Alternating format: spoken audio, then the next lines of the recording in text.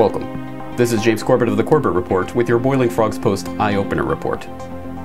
When alleged arms dealer and so-called merchant of death Viktor Bout was convicted in a Manhattan federal courtroom earlier this month on charges of conspiracy to kill U.S. citizens, the verdict came as a surprise to few who had been watching the case unfold.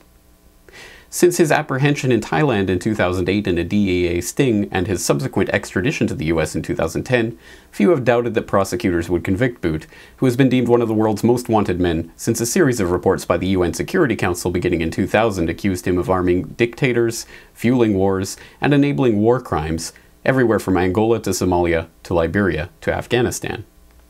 The American media, perhaps unsurprisingly, never fails to mention Lord of War, the 2005 Nicolas Cage film which is said to be a fictionalized version of Bout's own story, in attempting to describe Bout's case. This is a scene from the 2005 movie Lord of War. There's nothing more expensive for an arms dealer than peace. Truce? What do you mean truce? The guns are already on their way. Peace talks. All right, forget it. I'll reroute the shipment to the Balkans. When they say they're going to have a war, they keep their word. Nicolas Cage played international arms dealer Yuri Orlov, a character loosely based on the recently arrested Viktor Bout, often dubbed Merchant of Death. Later, Bout became the inspiration behind the Nicolas Cage character in the movie Lord of War. I was an equal opportunity merchant of death. I supplied every army but the Salvation Army. But exactly like a Hollywood action movie, Bout's defenders allege that the case against him has been all style and no substance. Instead, they point to this man, Johan Pelleman, often billed as a UN expert in illegal arms trading, who Bout's defenders claim invented the charges against him. From there, they say, the invented tale of the Bout boogeyman was picked up on and furthered by journalists like Douglas Farah and Stephen Braun in their book Merchant of Death. There are certain aspects of the Bout case that all sides agree on. That he was born in Tajikistan in 1967, that he had a gift for languages, that he served in the Soviet-era military, and that after the fall of the Soviet Union, he moved to Africa, starting his own airline flying cargo into and out of some of the most remote and difficult-to-access countries in the world. From that point, the stories diverge wildly, with the US, the UN Security Council, and others accusing Bout of becoming the kingpin of the largest arms smuggling operation in the world, and Bout's defenders claiming it was all a setup. But if Bout is the innocent victim of a vast conspiracy, a mere patsy set up to take the rap for these crimes as his defenders allege, the question is why?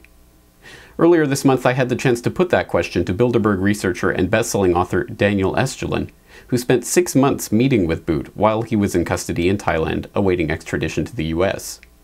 According to Estulin, the key to understanding the Bout case is not Bout himself, who he alleges is a pawn in a much larger game, but the players who are positioning the pieces on the board.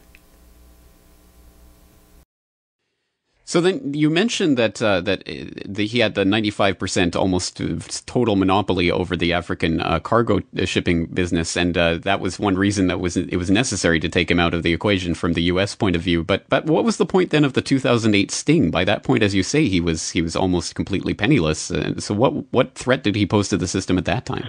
Well, he didn't pose any threat at all because since 2002 he was peacefully living in Russia. The idea was that, again, see, there are many ways to discredit and destroy Russia's credibility. Viktor Bout is one way. And Viktor Bout, again, is just a pawn. Behind Viktor Bout, allegedly, if you're the United States government, is Russia, supplying Viktor Bout with all these weapons of mass destruction, weapons that, kill millions and maim millions of people across the world. Then you have other operations working and trying to undermine Russia's credibility, such as, for example, all the drugs which are being pushed from Bagram Air Base in Afghanistan into Russia through Chechnya, the international airport in Grozny, and that kills about 35,000 Russians a year. And again, the people who actually do drugs in Russia, all the drugs are being pushed from Afghanistan. These are the youth between 16 and 35. This is the bracket, which basically is the future of Russia. And Russian Minister anti-drugs Ivanov publicly has stated that he has asked the United States government and the British government and the NATO alliance in Afghanistan to do everything in their power to stop the drug flow into Russia, and they basically refused. Again, the idea is very simple. If you can destroy the future of Russia, you're destroying Russia as a nation. Also, you have 70 secret bases being built in Afghanistan by the United States government.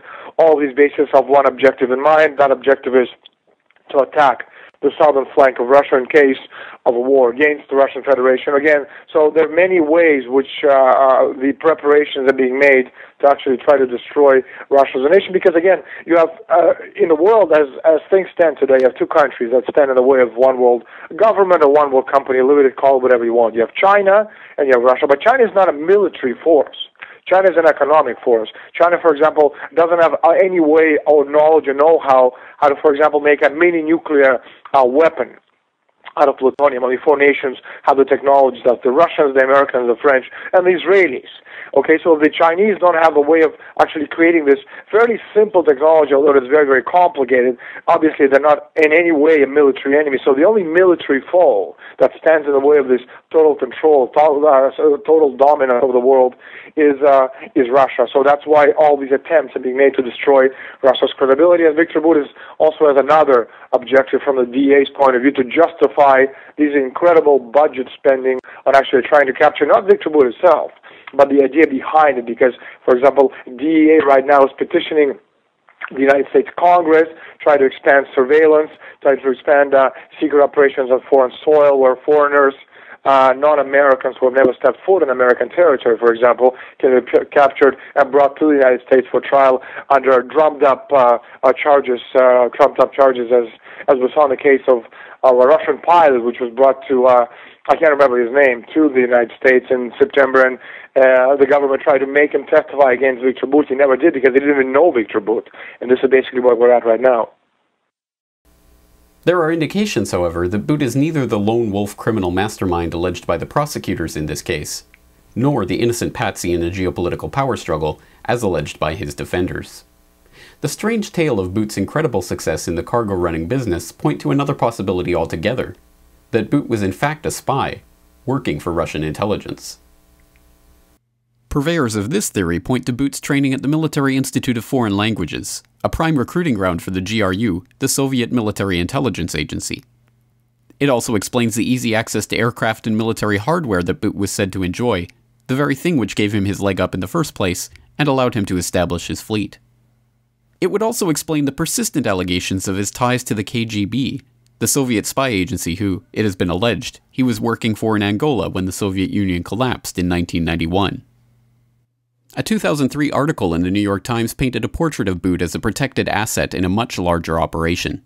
It quoted a British arms investigator saying, "Bout is encouraged by Western intelligence agencies when it's politically expedient."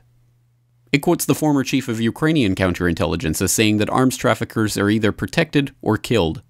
"There's total state control," he said. Yet another trail of evidence points to a different possibility altogether, that Bout has in fact been working with, and been protected by, high-ranking officials in the U.S. government. Well, let's go back to 2000-2001. Viktor Bout, one of his operations was in Sharjah, one of the United Arab Emirates, right next door to Dubai. Two of his companies were headquartered in Miami and Dallas. Okay. Yeah, some of the same places where the 9/11 hijackers were known to be hanging around. He was in the aviation business, contract airlines, dealing with a lot of sea. I think Viktor Bout knows enough to tell the world who really was behind the 9/11 attacks. This is why he's off the street. This is why they want to put him on ice, because you see where he's at. Right after Bush comes into office, Condoleezza Rice, the National Security Advisor, gets a call from the Sharjah police. "We got Bout. Do you want us to nab him?" She says, "Look, but don't touch." Why did she say that? Who was he working for? We had Osama bin Laden in July of '01, right next door to Sharjah at the American hospital in Dubai for having his kidneys treated. Visited by the CIA station chief in Dubai while he's in the hospital. Yeah, and I was going to say, when things like this happen, you see the U.S. government go public and say, "Look at who we got. Look at this hard work. Our country is safer now." A lot of Americans are watching this case. Do you think that when this happens, they sort of get a false sense of security? No, I think so. I mean, it's like you saw the DEA pat itself on the back in a 60 Minutes interview. I mean, they don't have a great track record, let's face it.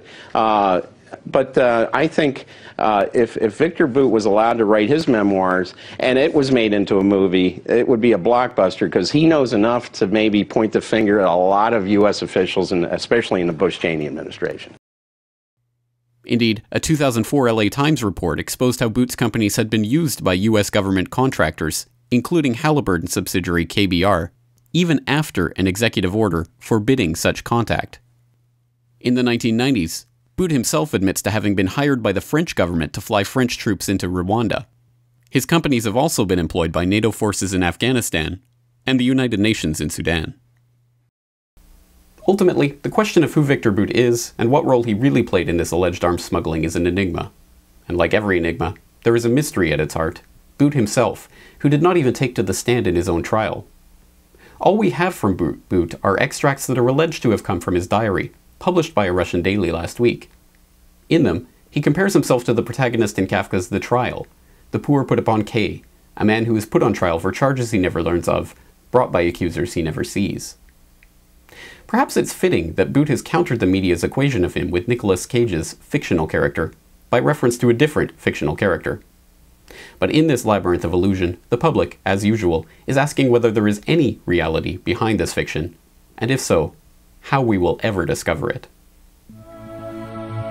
This video is brought to you by the subscribers of BoilingFrogsPost.com. For more information on this and other topics, please go to BoilingFrogsPost.com. For more information and commentary from James Corbett, please go to CorbettReport.com.